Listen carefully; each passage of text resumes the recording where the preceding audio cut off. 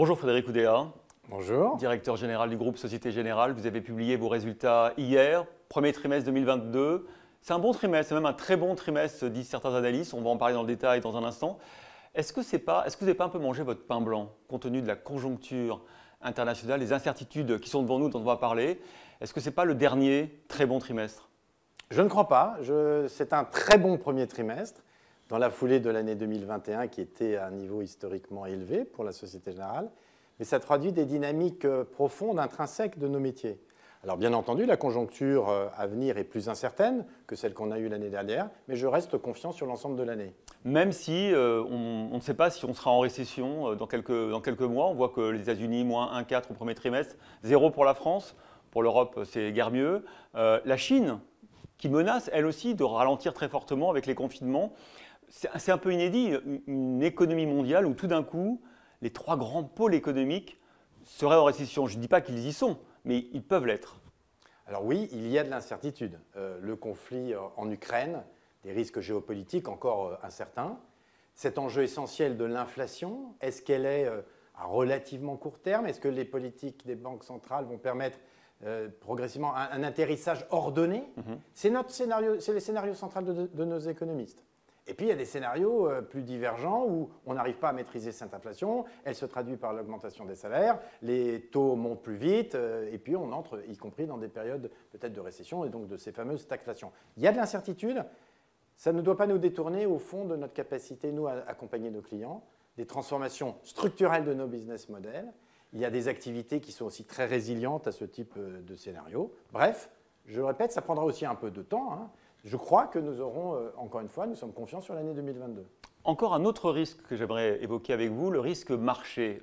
On a pendant des années vécu avec de l'argent facile, en tout cas de l'argent pas cher.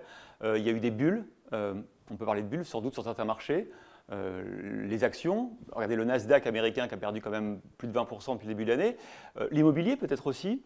Est-ce qu'il y a un risque, parce que tout d'un coup le taux du crédit, le taux de l'argent augmente, que toutes ces bulles explosent en même temps? Je pense que ce que les marchés n'aiment pas, c'est d'être surpris. Donc là aussi, ça repose beaucoup sur l'habileté des banques centrales à indiquer leur trajectoire d'augmentation de taux. Et vous avez, comme vous l'avez dit, eu déjà des corrections. Parce que les taux remontant, les croissances baissant, il y a des anticipations de moindre croissance sur des valeurs tech en particulier. Mais ça se fait de manière assez ordonnée jusqu'à présent. À l'inverse, s'il y avait des surprises venant de nulle part, oui, on peut avoir des corrections plus brutales. Encore une fois, il y a beaucoup d'incertitudes. Il y a un chemin pour un atterrissage, je dirais, ordonné des choses. C'est intéressant parce que quand on vous écoute, on se dit que ça va peut-être se jouer à un ou deux mots de travers ou de bons mots de Jay Powell ou de Christine Lagarde. Pas seulement un ou deux mots, mais le réglage complexe des banques centrales est essentiel dans cette affaire. Alors on va parler aussi bien évidemment d'abord de vos métiers qui vont tous à peu près bien, même tous très bien. La banque de détail, par exemple, la banque des ménages, que ce soit français, européen ou africain, est-ce que là aussi, j'ai regardé vos comptes, ils ont beaucoup de comptes courants, ils ont beaucoup épargné, ils abordent cette période compliquée de manière solide, et vous aussi? Oui, et comme vous l'avez dit, toutes nos activités de banque de détail se portent bien, avec des niveaux différents d'une géographie à l'autre, mais dans l'ensemble, il y a une progression des crédits, et notamment sur la France. Et puis, il y a beaucoup d'argent, les ménages épargnent. C'est vrai. Et nous avons le rôle de les conseiller, justement dans un moment d'incertitude. À nous de jouer pour faire en sorte qu'ils placent leur argent correspondant à leurs attentes, leurs perspectives. Donc, je crois que ça va continuer. Alors ensuite, si vous avez des récessions, vous aurez moins de crédit consommation, par exemple, évidemment. Donc, il peut y avoir des choses qui ralentissent. En revanche, notre devoir, c'est de continuer à accompagner nos clients. Et je suis très confiant sur la dynamique actuelle de nos métiers. Vous parliez de crédit à la consommation. Sur le crédit immobilier, est-ce que vous voyez déjà des signes de tarissement, de prudence, de ralentissement du marché, ou pour l'instant, tout va bien? Pas encore. Vous savez qu'il y a eu des règles nouvelles qui ont été imposées par le superviseur pour faire en sorte que ce crédit soit bien originé. Ouais. Les taux ont très légèrement remonté. On a quand même accès à un crédit extraordinairement encore bon marché quand on compare à la situation actuelle des taux. Donc pour l'instant, c'est pareil, c'est un atterrissage en douceur. Votre clientèle d'entreprise, on a vu à quel point finalement, on parle notamment de la France, les sociétés françaises sortent relativement solides en matière financière de cette crise qu'on a traversée depuis 2 ans avec enfin, la crise d'avant, celle de la pandémie, je ne parle pas encore de la crise qui est devant nous, avec une situation assez solide. Ça veut dire là aussi, elles sont, selon vous, armées pour traverser quoi, un semestre, une année de turbulence, 2 années de turbulence? D'abord, bon, il faut bien souligner que l'État fait beaucoup, hein, et les banques aussi, pour accompagner des moments un peu difficiles. Nous avons bien travaillé ensemble pour faire en sorte, effectivement, d'ailleurs on le voit au coût du risque très très bas dans nos réseaux France, la situation aujourd'hui reste saine. Alors évidemment, on revient sur le thème de l'inflation, et je pense que ce ne sera pas généralisé, ce ne sera pas un secteur entier. Dans chaque secteur, certaines entreprises auront peut-être du mal à s'ajuster. L'enjeu maintenant, c'est d'arriver pour les entreprises à préserver leurs marges. Certaines d'entre elles peuvent augmenter leur prix pour répercuter l'augmentation de leurs coûts. Toutes ne pourront pas le faire. Donc on aura peut-être un peu plus de tension sur telle ou telle entreprise, mais au total, nous restons aussi plutôt confiants. On arrive à la période où on va commencer à rembourser les PGE. Est-ce que vous sentez des difficultés de la part de certains de vos clients? Non, on n'a rien vu de significatif, en tout cas sur notre portefeuille. Si je suis une petite entreprise, j'ai un petit problème quand même pour rembourser mon PGE, je viens vous voir. Est-ce que, parce que c'était un thème de la campagne électorale, est-ce que vous allez me dénoncer à la Banque de France? Est-ce que mon rating va être dégradé? Non, mais attendez, encore une fois, il y avait l'enjeu de savoir si la modification du prêt, pour des raisons prudentielles, peut entraîner effectivement une modification du rating. Parce qu'il y a un moment où nous avons, nous aussi, des règles à respecter qui ne dépendent même pas de l'État français, de l'Europe. En revanche, on peut trouver d'autres accommodements, des manières d'accompagner nos clients qui ne les mettent pas dans une difficulté, évidemment, spécifique. Donc c'était plutôt... Je pense que c'était exagéré. Si on revient sur l'activité marché, la volatilité, quelque part, ça profite aux activités de trading. Ce n'est pas forcément mauvais pour vos affaires. On a une grande volatilité en ce moment. Est-ce que, là encore, on a vu quand même certains actifs, vous l'avez évoqué au début, les nouvelles technologies, le Nasdaq américain qui commence à baisser. On nous dit aussi qu'en matière de tour de table pour la French Tech, pour les startups, ça commence à être plus difficile. Est-ce que vous confirmez ça? Attendez, il y a plusieurs choses. D'abord, très très bons résultats sur nos activités de marché. Et pourquoi c'est important pour nous? C'est que l'année dernière, on a eu des niveaux de record de résultats. Et là, on montre que ces niveaux sont même encore supérieurs, alors même que l'environnement, non seulement est certes plus volatile, mais oui, il y a un marché qui est moins positif. Donc ça, c'est une très bonne nouvelle. Le travail que nous avons effectué il y a maintenant 18 mois porte encore une fois ses fruits. Maintenant, ensuite, quand on regarde chaque type d'activité, il y a des choses qui ralentissent. Vous avez eu depuis février-mars moins d'introductions en bourse. On parlait de la correction des actifs technologiques. Évidemment, les investisseurs sont plus sélectifs. Probablement, les valorisations sur lesquelles ils sont prêts à entrer au capital sont plus faibles. Mais je reviens à, c'est plutôt sain ça. Si au fond, c'est un ajustement lié à un peu moins de croissance, des taux plus élevés, parce que les taux plus élevés, ça veut dire toute chose égale par ailleurs des valorisations plus faibles. Si ça se fait de manière assez ordonnée, ce n'est pas très grave. Donc il n'y aura pas un tarissement soudain non, mais je ne crois pas. Des financements vers la French Tech, par exemple? Non, je ne crois pas. Il y a encore beaucoup d'argent disponible. Pareil, les banques centrales vont petit à petit retirer leur liquidité, mais elles vont le faire, à mon avis, de manière assez progressive. Donc, il y a des chemins d'ajustement ordonné des choses. Alors, si on regarde la structure un peu de vos résultats que vous avez publiés hier, le produit net bancaire qui augmente de 16%, c'est une très belle performance. Le coût, c'est quoi? C'est 5-6% d'évolution des coûts sur une année. Bien sûr, l'effet de ciseaux vous est très favorable, hein. Plus favorable que certains de vos concurrents qui ont publié ces dernières heures aussi. Comment vous expliquez cet écart, effectivement, cet effet de ciseaux? Et est-ce que vous pensez, est-ce qu'on peut dire aux investisseurs qu'il va rester aussi grand? Parce qu'entre 16 et 5,6, je crois, il y a quand même une grosse marge. Alors nous avons maintenu ce que nous avions dit il y a 4 mois sur notre capacité justement à améliorer notre cost income et tenir nos coûts. Alors évidemment, il y a des coûts salariaux, il y a des coûts qui tiennent compte de la performance, mais on est en même temps engagé dans des plans d'économie structurels, d'efficacité opérationnelle. Et donc ces plans, trimestre après trimestre, portent leurs fruits. Donc oui, ce trimestre est particulièrement bon, on le voit avec un coefficient d'exploitation, un rapport entre revenus et coûts qui est très performant, mais je suis confiant sur notre capacité à bien gérer nos coûts en 2022.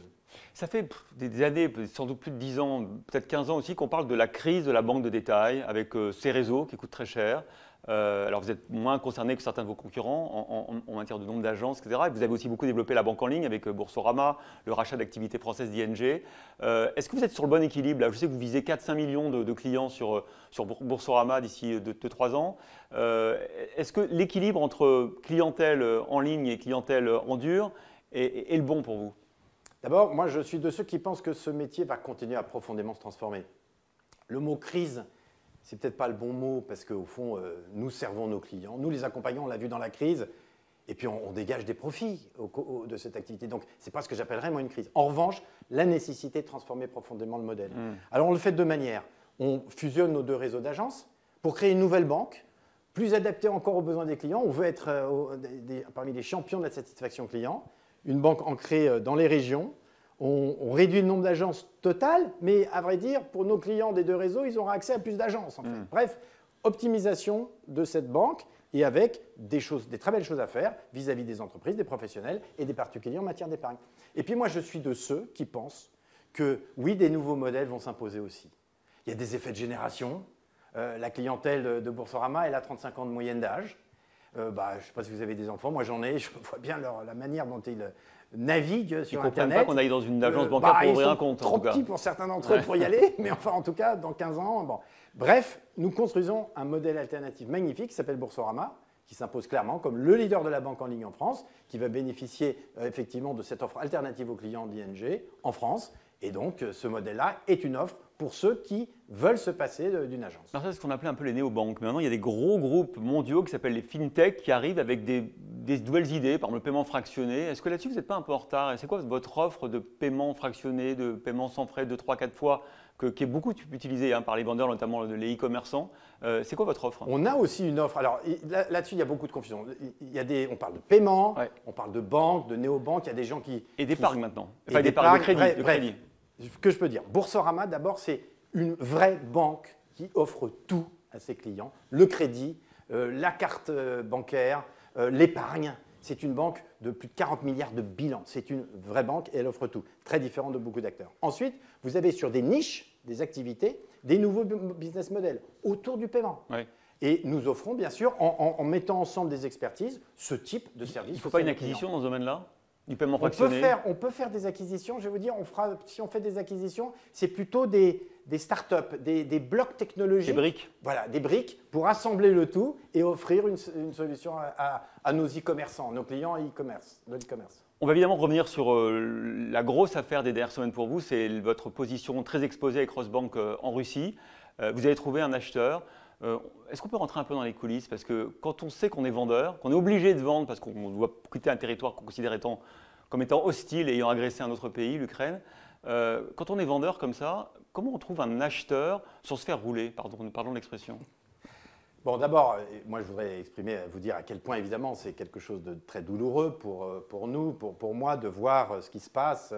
Nous avons des collègues ukrainiens, que ce soit en Ukraine ou ailleurs, et puis nous avons 12 000 salariés en Russie qui étaient engagés dans notre groupe, fiers de faire partie d'un groupe international. On a géré l'immédiateté de la crise, la sécurité de nos collègues ukrainiens, la gestion des risques, la mise en œuvre de toutes les sanctions internationales, y compris en Russie. Et puis ensuite, il a fallu se dire, mais au fond, par rapport à ce qu'on avait imaginé, une relation dense, pacifique entre l'Europe et la Russie, le monde a changé. Et au fond, il faut revoir notre perspective stratégique. Pour nos salariés aussi, pour nos clients, en leur offrant un avenir. Et donc, oui, on s'est… Alors, Rosbank est une formidable banque. Il faut savoir qu'Rosbank a une réputation exceptionnelle sur le marché russe, est parfaitement notée, a une très forte culture de discipline des coûts, etc. Bref, c'est un actif… C'est un actif qu'on pouvait vendre relativement facilement. De trouver un investisseur. Oui, je vais vous dire, oui, parce qu'en plus, on l'avait rendu autonome. Elle ne dépendait pas de nous. Donc, on s'est tourné, je ne peux pas entrer dans le détail. Il y avait plusieurs acheteurs. Nous avons contacté plusieurs parties. Et puis voilà. Et puis ensuite, finalement, honnêtement, c'est ce choix de l'ancien actionnaire qui connaît cette banque, qui a envie de la préserver dans sa culture. C'est ce qu'il y a de mieux pour nos 12 000 salariés. Mais vous avez quand même dû quand même vivre des moments très intenses parce qu'il y avait forcément une dimension politique dans cette vente. Les gens que vous aviez en face de vous, ils avaient forcément des liens avec le pouvoir russe. Est-ce que vous considérez que vous avez fait un bon deal à la fin? Parce que vous allez quoi, perdre 2-3 milliards? Écoutez, nous allons avoir effectivement un impact en PNL significatif au T2, au deuxième trimestre, 3 milliards. 3 milliards. 3 milliards. Très marginal en capital. Alors le capital, pour les non-spécialistes, c'est un peu compliqué, mais c'est fondamental de comprendre qu'en même temps, on se déleste de 15 milliards d'euros d'actifs en Russie à risque. Que vous considérez comme risqué? Dans une économie qui peut fondre de 10%, je ne sais pas. Alors, c'est très difficile de valoriser, il faut être clair, un actif de ce type. En tout cas, c'est une solution qui est bien meilleure que le scénario extrême qu'on avait présenté, une expropriation. Ouais. Et ça se passe, je dirais, de manière ordonnée, y compris avec les autorités de la Banque centrale russe. C'était une volonté du pouvoir russe que ça se fasse de manière ordonnée? Non, j'ai eu aucun contact moi avec le pouvoir russe, on n'avait pas besoin de parler au pouvoir russe. Mais en revanche, pour moi, pour les parties prenantes, les clients de Rosbank, les salariés de Rosbank, nos actionnaires, dans le long terme, c'était mieux que ce soit ordonné. Et là, on a trouvé cette solution, j'en suis heureux. À nous maintenant d'arriver à vite closer, mais en tout cas, je pense que c'est la meilleure solution compte tenu des circonstances qui ont radicalement changé. Le prix est ferme, c'est terminé, vous avez signé, oui, le prix est ferme. Vous avez topé. Le prix est ferme. Bon. Maintenant, c'est la technique de closing pour signer définitivement et transférer les droits de propriété. Pour terminer cet entretien et revenir un petit peu au début sur la conjoncture qui est la vôtre, qui est la nôtre, en fait, des prochains mois, très incertaine, beaucoup d'inconnus. Ça va être difficile quand on termine les comptes trimestriels, quand on s'interroge sur le niveau de provision qu'on doit prendre, le niveau de risque, c'est assez arbitraire. Il faut, à un moment donné, c'est votre expérience et votre feeling qui va jouer. Et est-ce que vous pensez avoir été assez prudent? Oui, alors je veux dire, ce n'est pas que le feeling, c'est aussi des commissaires aux comptes qui Bien nous sûr. aident en nous disant, au fond, voilà ce qu'on voit dans le marché. Donc, si vous voulez, il n'y a pas que du doigt mouillé. Non. C'est là où il y en a le plus, peut-être, dans les comptes. Non, mais il y a un aspect discrétionnaire. Écoutez, on a été extrêmement prudent, en fait. Je peux vous dire, l'arrêté des comptes, là, il est très prudent, notamment dans les provisions. On n'a rien repris du tout dans le stock de provisions qu'on avait constitué, alors qu'on aurait pu le faire. Et on a ajouté des provisions, notamment sur la Russie, pas seulement sur la Russie, aussi sur des secteurs pouvant être exposés à l'inflation. Bref, je suis assez confiant sur la prudence que l'on a eue. Et puis, on a donné une guidance pour le coût du risque sur l'ensemble de l'année qui reste très modérée, 30 à 35 points de base de nos expositions totales. Bon, est-ce que vous pourriez dire ce matin que 2022, ça peut être une bonne année pour la Générale et pour, Mais je vais vous dire, ça peut être une année fondamentale et cruciale parce qu'au-delà des comptes à très court terme, regardons le plus long terme. Dans 4 trimestres, on peut avoir terminé un changement profond du business model de la Société Générale. Avoir une magnifique nouvelle banque en France. On aura fusionné au 1er janvier 2023 et migré l'informatique au 1er semestre 2023. Boursorama, avec 4,5 millions de clients, qui continuera à se développer.